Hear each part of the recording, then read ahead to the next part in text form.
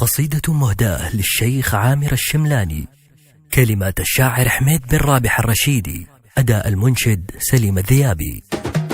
يا عامر الطيب والوقفة وريث الكرام، يا سيد الجود والاسم الكبير الهرم، مرسلت لك من فراغ ارسلت لانك حزام، ولانك تربعت في عرش الوفا والكرم، تتعب على الكايده والطور يدك الغمام، مثل بدوي على الطنخة يصيبه ضرم. يا عامر الطيب والوقفة وريث الكرام، يا سيد الجود والاسم الكبير الهرم، وقفاتك اللي لها العالم تفز احترام، منها تعلمت بأن المحترم محترم، لا تلتكي للخفيفة وانت راعى الجسام، وسيول مدتك مثل الوبل وسط الحرم. يا عامر الطيب والوقفة وريث الكرام، يا سيد الجود والاسم الكبير